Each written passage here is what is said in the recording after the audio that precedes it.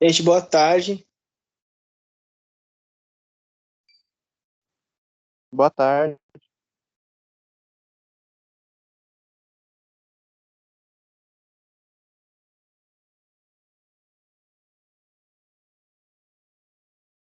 Aula passada, nós iniciamos aí o módulo número 3. Fala de hardware prático e teórico, certo? Nós estamos trabalhando com a aula número 1.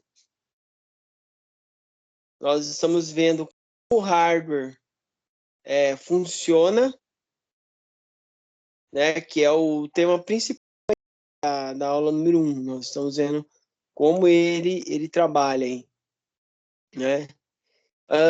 Tudo, até tinha comentado isso de algumas aulas anteriores, acho que até na aula passada eu falei disso, de que tudo que você for trabalhar com qualquer equipamento, qualquer coisa, o mais importante princípio é você saber, primeiro, é, como aquilo funciona, né? Como que aquele equipamento funciona, como que aquela peça funciona.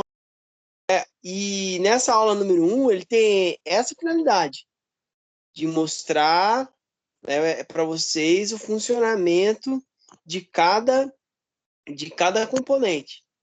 E aí a gente estava falando dos componentes nessa aula, na aula número 1, né, demonstrando cada um. A gente viu o próprio processador, né, qual que é a finalidade do processador. Vocês lembram? O processador tem uma função. Alguém lembra aí? A finalidade do processador?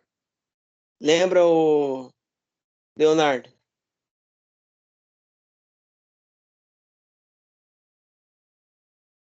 Sim?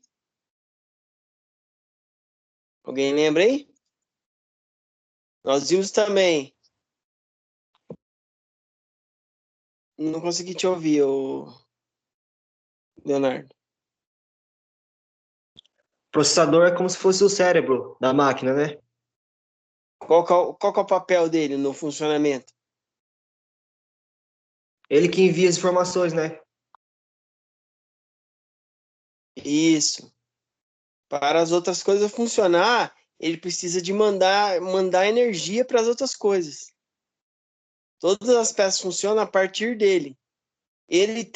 A gente falou também que ele é considerado o hardware mais importante por esse motivo. Se o processador estiver queimado, nada em volta funciona. Tá? Então, ele tem uma importância muito grande dentro do funcionamento, por esse motivo, por ele receber energia e enviar energia para todos os componentes, tá? Então, a gente viu que o processador, ele é o hardware mais importante por esse motivo, né? Muito bem aí, o Leonardo, disso de cérebro, né? Que é o exemplo que a gente deu do corpo humano, né? Qual que é outra peça que vem em segundo lugar aí na importância? Quem pode me dizer? Existe a segunda peça que a gente falou na aula passada, que tem uma importância vital para o funcionamento. Como que é o nome dela? Memória RAM. Memória RAM. Ela tem, vamos dizer assim, mais de uma função, né? O que a memória RAM faz? Por exemplo, se não der vídeo, não der imagem na tela, pode ser memória RAM?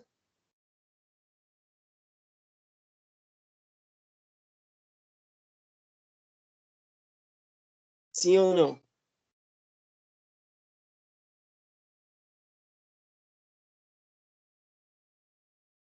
Sim, né? Porque a memória RAM, um dos papéis da memória RAM é isso, é exibir vídeo, imagem na tela. né? Qual que é a outra função da memória RAM?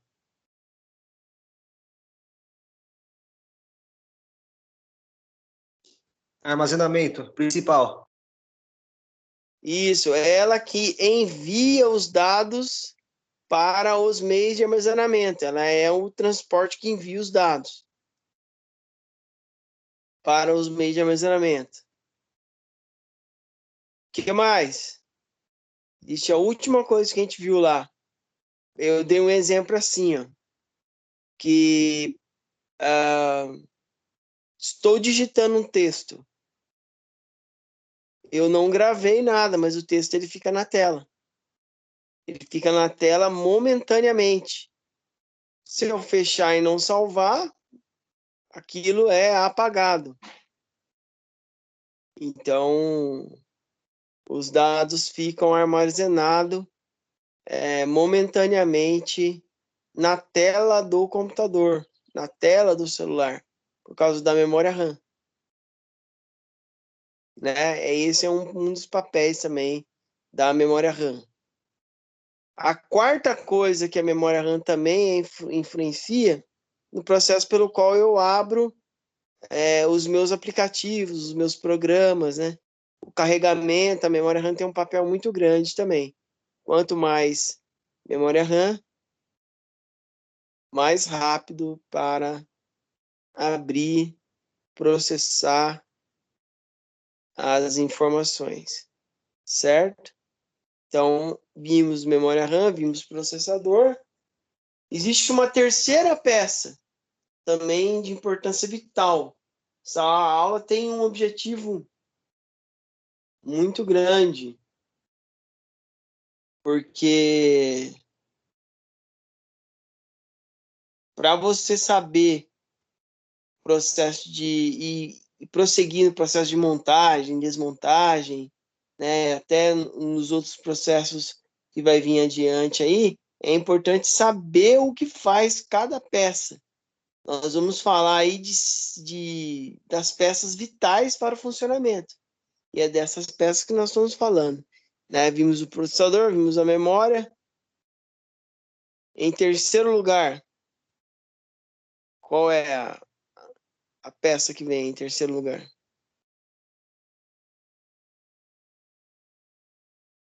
O HD. O HD. Qual que é a finalidade do HD?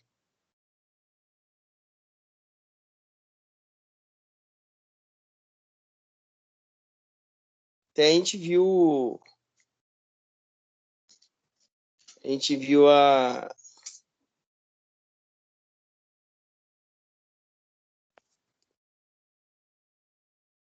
vários tipos de HD, né? Na aula passada. HD de notebook, HD de computador, né? Ela tem o objetivo de armazenar informações, de guardar informações. A parte de software depende da HD.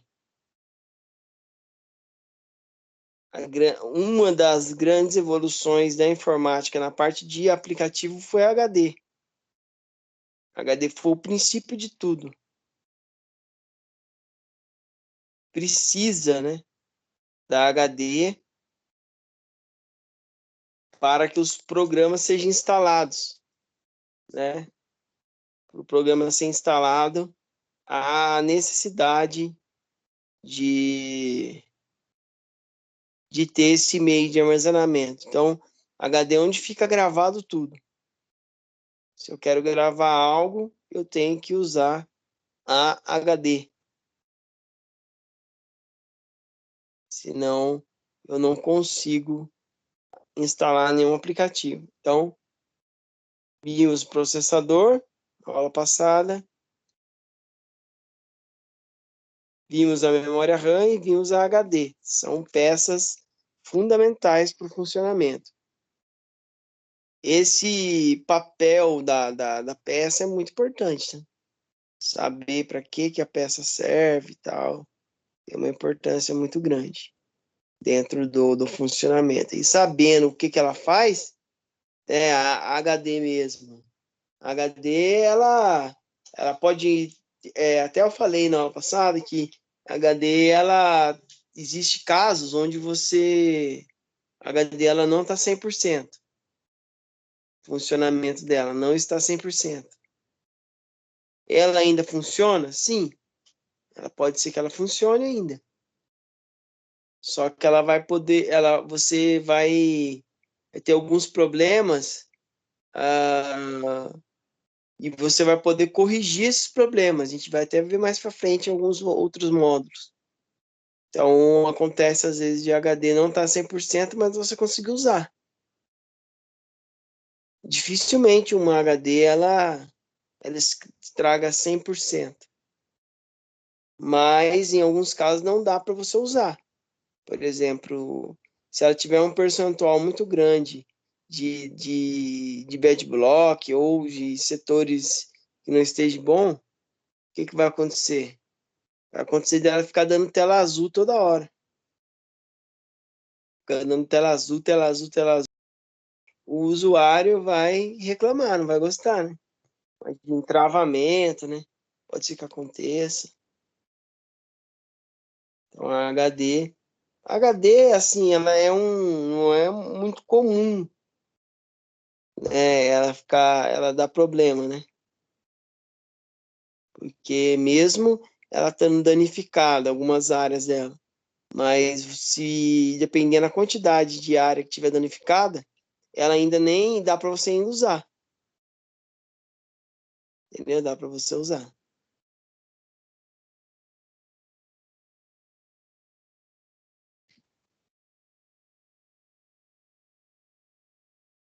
Então é a HD.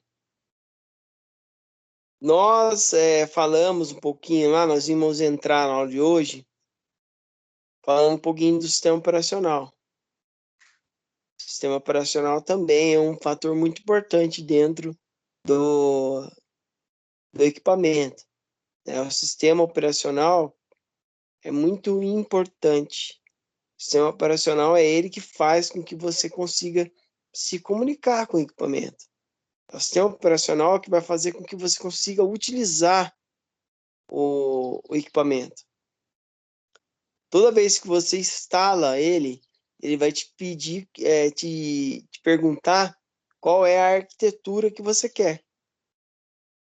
Como que você quer a arquitetura do sistema. Cada sistema ele tem uma arquitetura própria, tá? Que não sei se vocês já viram falar, 32 bits e 64 bits, que é a forma que você instala o seu equipamento. O sistema operacional, por que que ele é tão importante? Porque ele vai fazer todo o gerenciamento da sua máquina, todo o gerenciamento de programa, todo o gerenciamento do equipamento, peça, e vai te dar uma resposta, né, desse funcionamento, ok? Então, por isso que é tão importante, ok? Por isso que é tão importante. Todo equipamento precisa de um sistema operacional, seja ele qual for, entendeu? É, então, o sistema, é, assim, é de vital importância, né? Então, se é o celular, o Android é o sistema, tá? É o sistema operacional que faz você se comunicar com a máquina,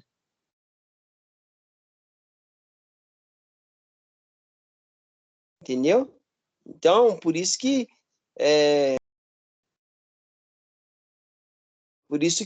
o usuário vai ter, principalmente o usuário Windows, né?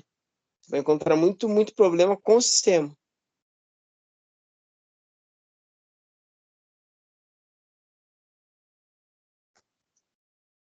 né? O usuário vai ter muito problema com o sistema. O Windows mesmo, o Windows é muito problemático, né? Qualquer coisa ele dá problema. Diferente do Android, né? O Android ele dá muito menos problema do que o Windows. Então, o sistema operacional para o usuário ele é muito importante. Então, por isso que você tem que saber aí que o sistema operacional ele é fundamental para o funcionamento também. Ele é o aplicativo ele é o mais importante para o usuário, porque o usuário e o técnico que é você, existe sempre essa questão de que as coisas, o funcionamento do equipamento para o usuário é de vital importância, porque se o usuário não estiver satisfeito com o equipamento, aí que vai entrar o serviço é, do técnico. Então, quanto mais o serviço for bem feito, né, os trabalhos forem bem desenvolvidos, a tendência é você não ter problema, né? E isso tem uma ligação direta com o sistema operacional e com o funcionamento do equipamento de maneira geral, certo? Então, tem que ficar de olho nesse funcionamento, né? A cada dia, o funcionamento tem que ser de maneira, primeiro, funcional, segundo, fácil, né? Fácil. O sistema operacional tem esse objetivo, deixar o equipamento cada dia mais fácil de utilizar e com menos problema possível.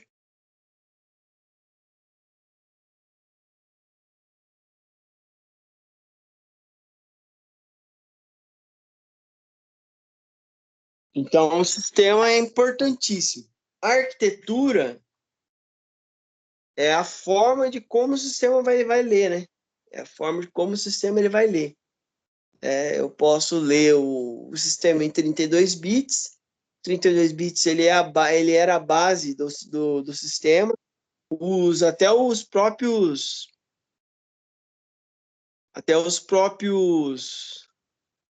processadores antigos, eles não tinham capacidade de, de funcionar nos 64 bits. Então, você vai ter que fazer uma análise no processador, porque isso influencia, tá? O sistema operacional, se você instalar um processador, né, se o processador não tiver capacidade, né, de funcionamento em um sistema operacional de 64 bits, ele vai perder desempenho. Ele vai perder desempenho. Hoje em dia, os processadores mais novos, todos têm compatibilidade com 64 bits. Cada sistema operacional tem uma arquitetura, né? O Windows seria essas duas arquiteturas, já tiveram outras arquiteturas mais antigas, né? Mas essas duas aí, e quando eu defino essa arquitetura? Quando eu estou instalando o sistema operacional. Vai existir uma etapa lá onde ele vai pedir, né? Ele vai perguntar para você quantos bits é. Normalmente é uma das primeiras etapas.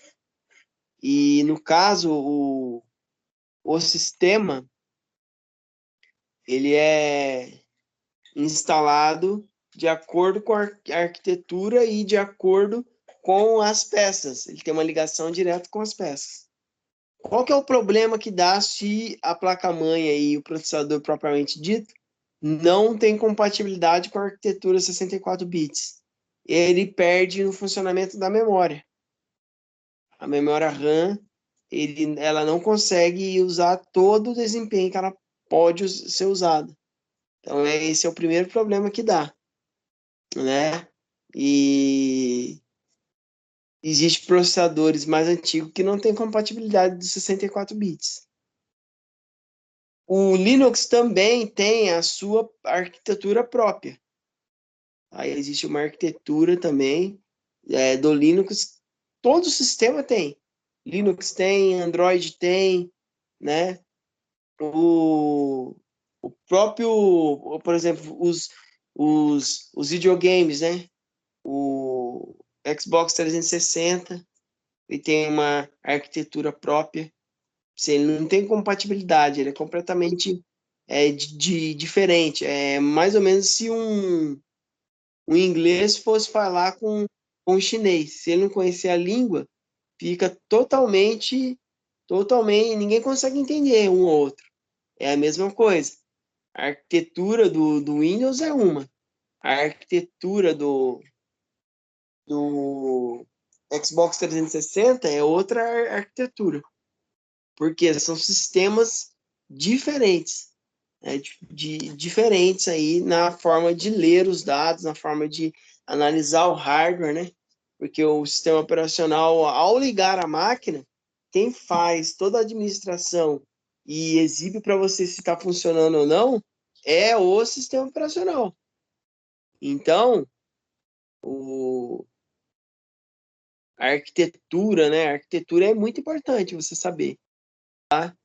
E isso é feito lá quando você baixa a ISO, quando você coloca o sistema operacional em uso lá dentro do pendrive bootável e tal, né? Então, normalmente é lá que você define, tá?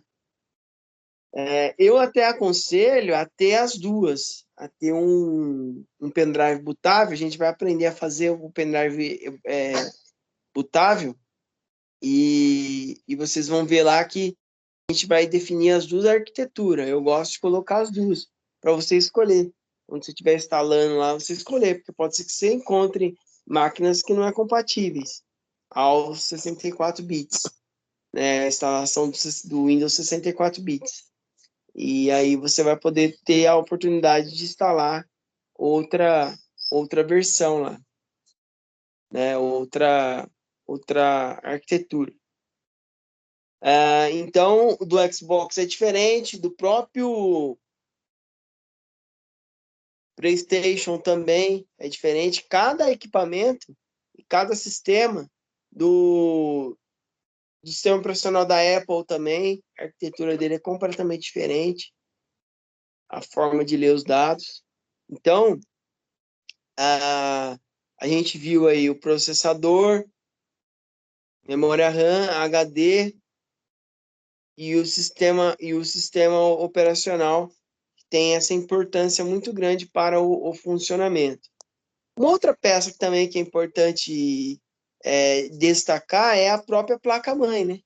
O modelo da placa-mãe, o estilo aí, ao comprar, você fazer uma análise na placa-mãe é super importante também, né?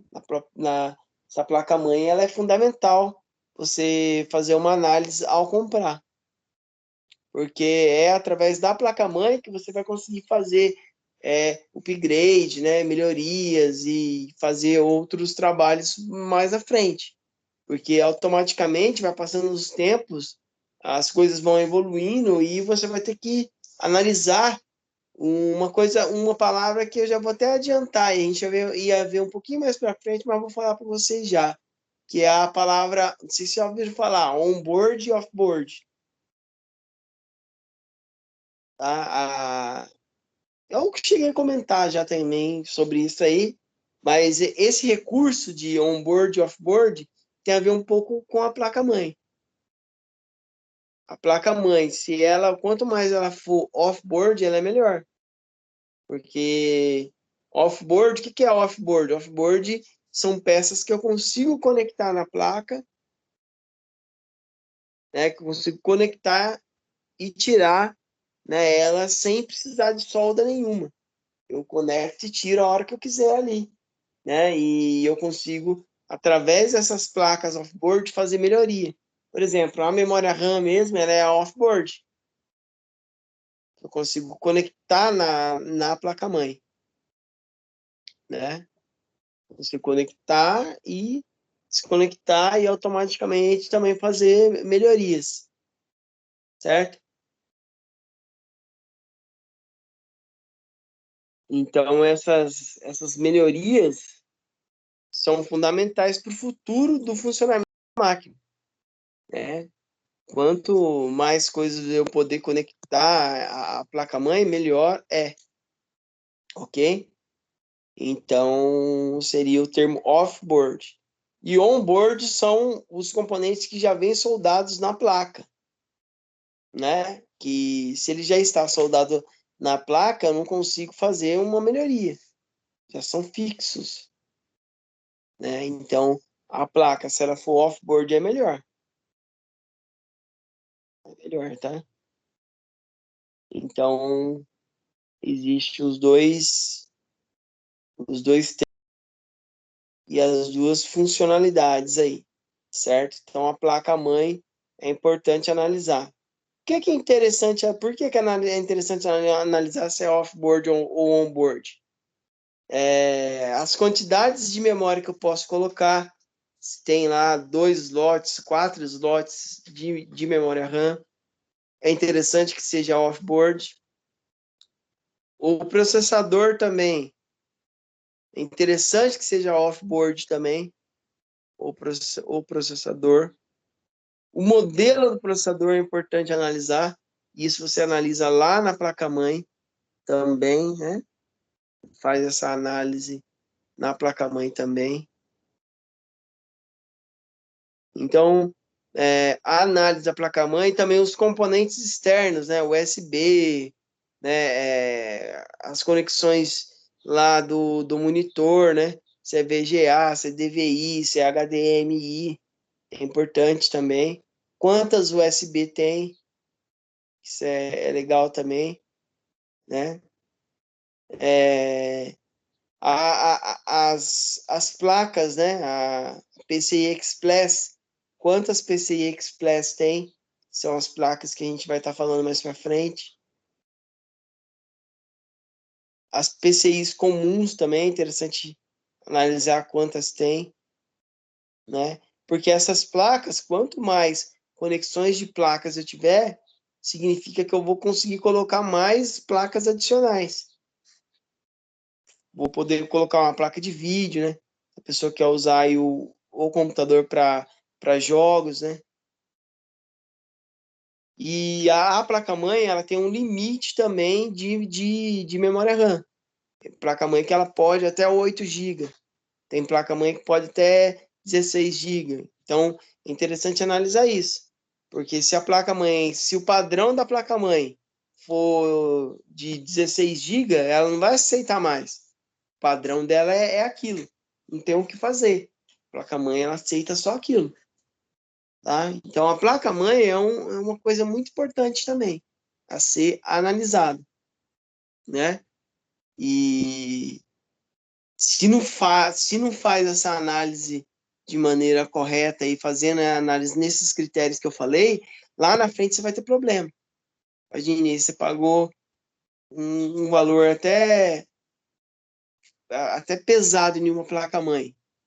Aí passa o tempo, você não consegue fazer upgrade, que é fazer melhorias lá.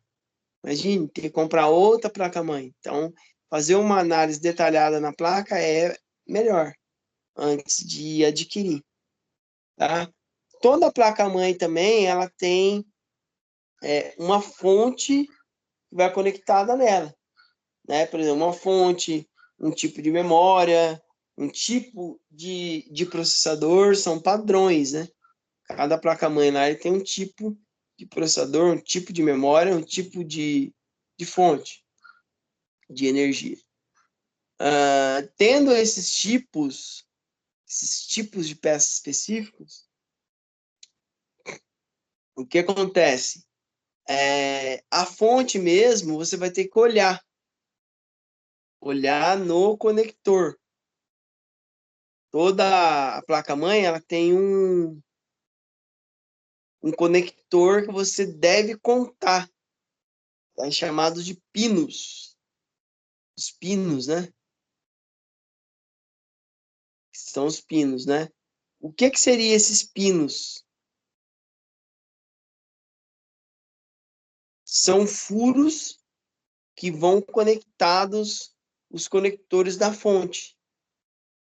Toda vez que você trocar a fonte, por exemplo, o que é a fonte? A fonte é onde recebe a energia da tomada.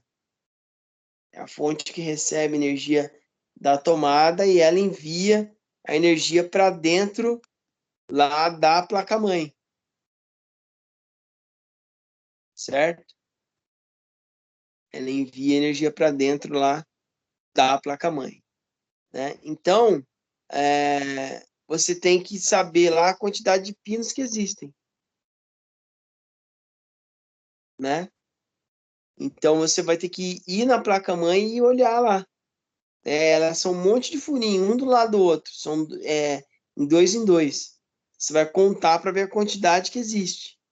De acordo com a quantidade que existe ali, é a quantidade de pinos que a fonte tem. Se você for trocar a fonte, você vai ter que ir comprar de acordo com a quantidade de furos que tem. Você vai contar, normalmente a fonte ela tem 20, 24 pinos e mais 4 separados. Né? Esses 4 separados têm que ser contados também. Para você, na hora que comprar a fonte, é uma fonte de 28 pinos, uma fonte de 24 pinos. É uma fonte, entendeu? Para você dizer na hora de comprar lá a quantidade de pinos que é, né? Porque ela varia, né? Ela varia de acordo com a quantidade de pinos que é utilizado. Não tem como você ter uma placa-mãe de 28 pinos e comprar uma fonte de 24. Não vai dar certo.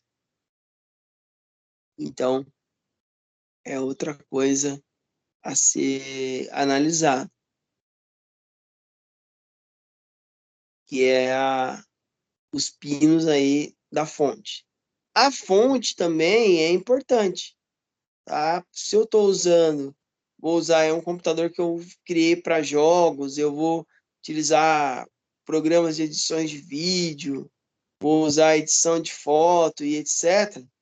Eu tenho, eu tenho que é, ter uma fonte com capacidade real alta. O que é capacidade real? O quanto que a fonte suporta. O quanto que a fonte suporta. Professor, como que eu sei a quantidade que eu devo comprar? Ela vai de acordo com a quantidade de equipamento que tem. Tem uma memória, uma capacidade de memória alta. Tem uma placa de vídeo. Tenho 2 pentes de memória. Quanto mais hardware tiver conectado à placa-mãe, a fonte tem que ser cada isso influencia muito mais quando ela é utilizada para processamento alto e a quantidade de placa que tem. Se eu tenho placa de vídeo, memória RAM, 2 pentes, né? 2, 3 HDs, né? Se você já tiver uma placa de vídeo, já é uma necessidade de ter aí uma fonte de pelo menos de 500 watts real, porque a placa de vídeo vai exigir, tá? A placa de vídeo ela vai exigir. Qual que é o problema que pode acontecer? Pode acontecer de a fonte não estar resistindo, não resistir à quantidade de hardware que existe conectada à placa-mãe. Então, o que, que vai acontecer com a fonte quando ela não estiver resistindo à capacidade dos equipamentos, dos hardwares, das peças que estão conectadas? Ela vai ficar desligando. Ela vai desligar. Ou às vezes nem liga. Duas coisas pode acontecer. Ela vai desligar do nada ou ela não vai ligar. Quando você conectar, ela não vai ligar. Esse é um sinal que possa ser que ela não está resistindo, ela não está conseguindo subir, né? Mandar energia para o processador e automaticamente ela não enviando para o processador não envia para a placa, não faz os componentes ser ligado, né? Ser ligado, ela não consegue subir aí, né? Então é a fonte. Então a fonte você tem que analisar, que é a fonte que recebe a energia da tomada. Existem alguns chips, o chip ele vai soldado, ele é um componente eletrônico que ele vai soldado na mãe. Aí existe algum chip que são soldados à placa-mãe que são importantes também, tá? Claro que toda a placa-mãe, toda a placa-mãe, ela tem esses chips, né? Por exemplo, o chip 7. O chip 7, ele é o chip que está soldado na placa-mãe. Então, o chipset, ele tem o chipset sul e o norte. Eles são super importantes também, porque ele trabalha em sincronismo. Os dois trabalham em sincronismo com o processador. A gente vai até detalhar ele mais para frente. Ele trabalha em sincronismo com o processador. São dois chips, né? O norte e o sul. E ele já vem, toda a placa-mãe já vem esses dois chips. Tá? O chipset norte, ele faz comunicação com a parte mais nobre da placa-mãe. Tipo processador, tipo memória RAM, né? Tipo HD. O que é mais importante para o funcionamento, o chipset norte, ele controla, faz o controle, né? Ele trabalha em sincronismo, vê que nada trabalha sozinho, né? Por mais que o processador ele é importante, ele manda energia, mas ele não trabalha sozinho, né? Ele trabalha em sincronismo. Então, o chipset norte, ele faz a placa de vídeo funcionar, né? Ele faz HD funcionar, memória RAM, ele é um controlador, ele controla, ele faz um processo junto com o processador, junto com a memória RAM ali, e faz funcionar, ele é um controlador. O chipset SU, ele já controla as partes mais lentas, né? USB, as outras coisas que estão conectadas na placa-mãe, certo? Os outros componentes estão conectados e são controlados por ele, certo? Pelo chipset SU, beleza? Então, esses dois chips, eles já estão soldados, eles vêm soldados ali, são onboards. Eles são onboard, né? Então, a gente viu uh, esses dois chips, né? Vimos aí o sistema operacional, vimos o que é onboard offboard, e fizemos uma revisão aí. Outro chip também, que ele também é soldado, ele é onboard, por isso que eu abordei o tema onboard e offboard. Um outro chip que também vem soldado na placa-mãe, que é importante, é o BIOS. BIOS, ele é um chip que ele faz controle das peças, de todas as peças da placa-mãe. Então, ele faz controle das peças. Ele faz as configurações das peças, tá? Então, esse BIOS, ele tem um programa, né? E controla as peças, que é chamada de setup. O setup, ele faz o controle dessas peças, só que ele não desinstala nada, ele só mexe com o hardware. Ele mostra para você a configuração do hardware, se o hardware está ligado ou não. Ele faz a configuração das peças.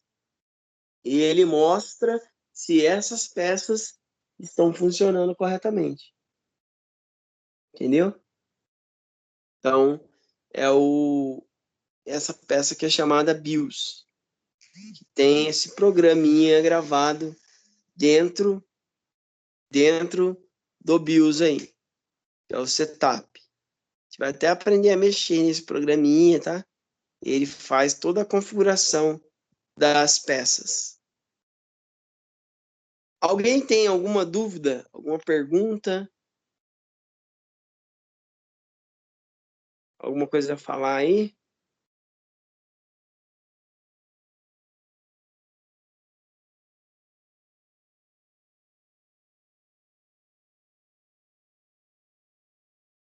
Tudo bem?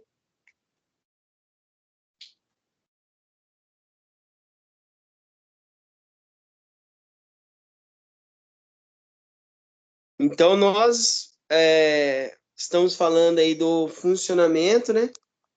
E como cada componente trabalha dentro desse funcionamento do computador. Uma coisa super importante que a gente vai ver também é a unidade de medida da informática. A gente falou dos funcionamentos, de como tudo trabalha aí, e a gente vai ver também essa parte que é tão importante, que é a parte da unidade de medida, tá? A unidade de medida da informática. A informática, ela tem a sua unidade de medida. A unidade de medida é toda vez que eu ocupo um espaço, né, eu utilizo essa unidade de medida para fazer a medição dos dados dos equipamentos, né, de informática. Primeira unidade de medida que a gente encontra, o termo, ele vem lá de uma coisa que a gente vai estudar ainda, que é o termo ligado e desligado. Ele vem ligado ou desligado. É o termo 0 ou 1. Ele vem de lá, tá? Ligado ou desligado. Anteriormente, o surgimento dos meios de armazenamento, os equipamentos ele eram como uma TV. Não existia meio de armazenamento. Ou a TV estava ligada, ou a TV está ligada, ela está desligada. Os equipamentos ali eram assim. Com o surgimento dos meios de armazenamento, isso mudou. Isso veio a mudar. Porque existia um meio de armazenamento, você conseguia gravar. Gravando, você ocupava um espaço. A unidade de medida da informática, ela vem do 0 e 1 lá, que é ligado, 1 desligado, 0. Né? E ele tem um termo também, bits. Tá? O termo bits. A base aí, bits, ele é o que é um. Ele vem do termo caractere. Caractere é um ponto, uma vírgula, um acento, um espaço. Tudo na informática que você cria é caractere. São os caracteres, né? Os caracteres, né? Os caracteres aí, tudo que você cria são considerados caracteres, né? Então, eu precisava lá, para dar um bit, eu precisava de 8 caracteres. Então, 8 caracteres para dar um bit. E aí os equipamentos foram necessitando cada dia mais de espaço, os softwares foram ficando cada vez mais evoluídos, né? E com a evolução aí, eles foram vendo e foi aumentando, né? Hoje em dia é infinito. Ele começa com o K, né? Que é o kilobyte. Eu preciso de 1024 bytes para dar 1 kilobyte. E ele utiliza uma base. Ele estabeleceu uma base. Nem para mim ter 1 metro, eu preciso de quantos centímetros? Para dar 1 quilômetro, né? E assim por diante. A unidade de medida da informática também. Eu preciso de 1024. A base é 1024. Ele tem quais unidades de medidas que existem? Ele tem o KB, que é o kilobyte. Ele tem o MB, que é megabyte. Ele tem o GB, que é o gigabyte. E ele tem o TB, que é o terabyte. E aí ele é infinito, ele vai além, né? Os mais utilizados e mais no mercado aí, né? São esses, mas ele é infinito, ele não para, né? Só que o que você tem que lembrar aí?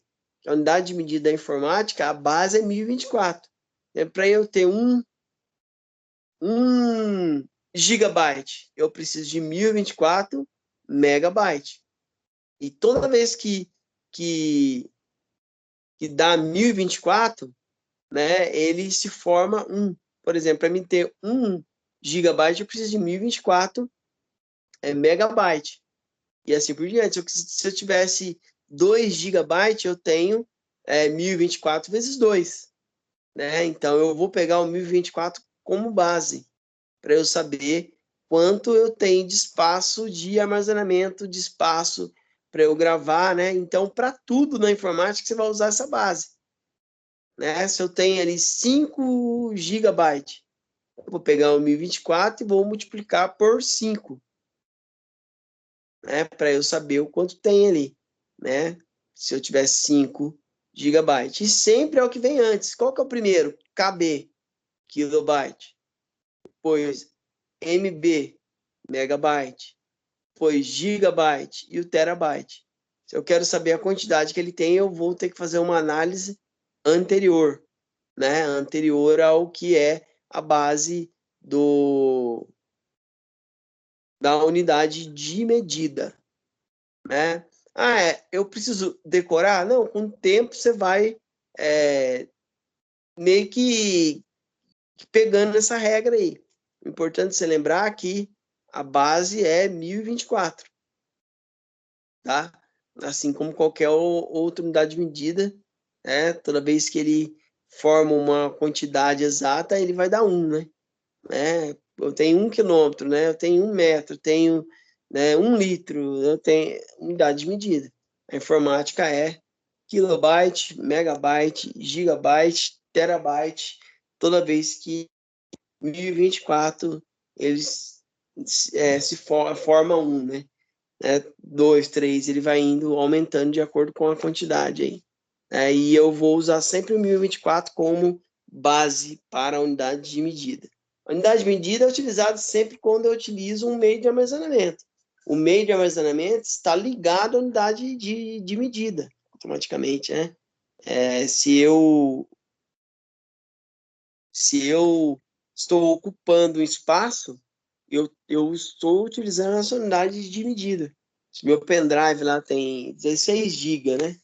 Quantos mega ele tem? Vou pegar o 1024 e vou multiplicar por 16. Eu vou saber a quantidade que eu tenho naquele pendrive. Deu para entender? Então, é a unidade de medida da informática.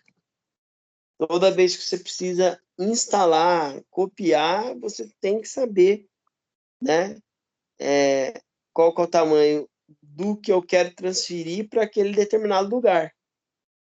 Se eu tenho um computador e eu quero copiar uma quantidade de arquivo para dentro daquele computador, eu tenho que saber o espaço que eu tenho livre lá, naquele computador, para eu poder transferir. Deu para entender? Senão eu não consigo transferir, não vai ter espaço. Quando eu tento colocar lá 1 litro de água em uma garrafa de 800 ml, o que vai acontecer? Vai transbordar, né?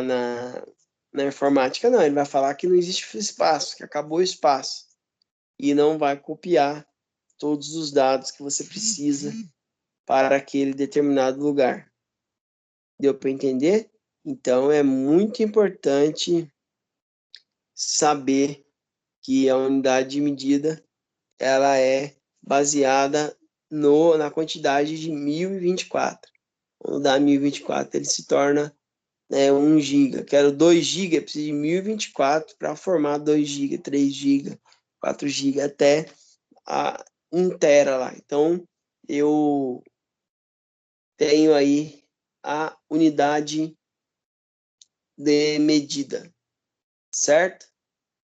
Então, nós estamos falando do funcionamento do equipamento, como o equipamento funciona. Estamos aí no livro 3, né? Aula número 1, e sobre essa parte tão importante, que é o funcionamento e como funciona, né? De forma separada aí, cada peça. Ok? Existe alguma dúvida, gente, em relação a essas informações aí? Alguma pergunta? Beleza? Tudo bem, ô Pedro, Danilo, Kaique, João Vitor, Leonardo, Lilian, alguma dúvida?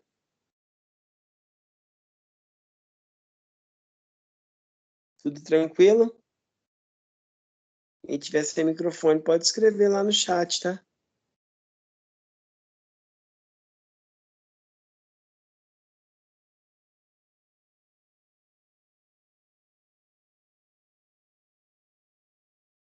Tudo certinho, então. Então, essa aula número 1 aí é muito importante aí. Aula que vem, nós vamos ir para a aula número 2. Para a aula número 2 aí do livro 3. Certo? Nós já aprendemos a funcionamento e cada peça e como que ela trabalha. E isso é muito importante, é de vital importância para o técnico saber o funcionamento daquilo, né, de qualquer equipamento é fundamental. E na aula que vem nós vamos para a aula número 2 aí do livro 3. Beleza? Então é isso aí, gente. Então a gente vai ficando por aqui. Aula que vem continuaremos aí, né? Vamos falar da aula número 2 do livro 3 aí. Gente, boa semana para vocês e até a próxima aula aí, beleza? Tchau, professor. Falou, Kaique. Tchau, tchau. Boa semana para você. Tchau, professor. Falou, professor. Falou. Tchau, tchau.